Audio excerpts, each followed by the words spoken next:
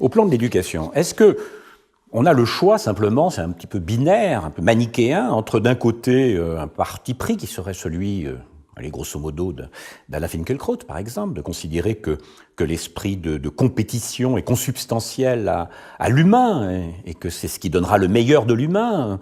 De l'autre, on peut prendre Michel Onfray. Ce sont deux invités aussi de Regard sur le sport. Michel Onfray qui, lui, conteste tout à fait cela et pour une conception, comme il le dit lui-même, nominaliste du sport, dans lequel, ou activité dans laquelle n'interviendrait pas nécessairement la rivalité. Comment vous pensez cette catégorie de la compétition, de la rivalité? Je pense qu'il faut déjà se défaire de tout essentialisme vis-à-vis du sport.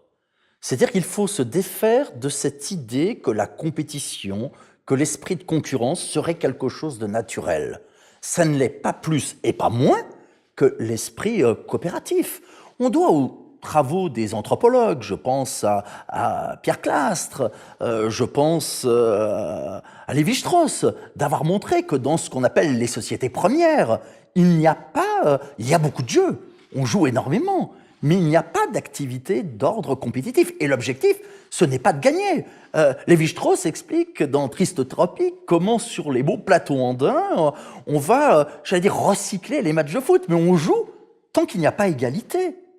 Pierre Clastres explique comment, si on organise dans les sociétés premières qui existent encore aujourd'hui des courses à pied, eh bien tout le monde arrive sur la même ligne.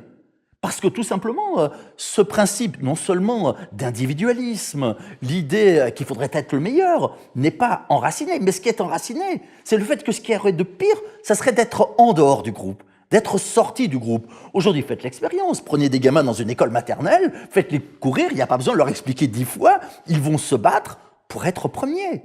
Donc, il faut refuser cette idée que le sport, ça serait la compétition, que la compétition, ça serait la vie, donc que le sport, ce serait la vie. Je crois que ce qui est, oui, la vie, c'est la nécessité de s'épanouir physiquement, sensoriellement, intellectuellement. Mais ça ne relève pas de ce sport qui, je le rappelle, est un phénomène récent, qui est né avec le 19e siècle. Donc, esprit, je dirais, de compétition naturelle, non, sûrement pas. Et oui, il faut opposer d'autres formes d'activité. Il faut le faire, j'allais dire, de tout temps, mais d'autant plus aujourd'hui, compte tenu de la situation planétaire, compte tenu de la situation écologique. C'est-à-dire qu'on n'a plus le droit de reculer la critique du sport. On n'a plus le droit de reporter le moment où il va falloir faire ce grand basculement.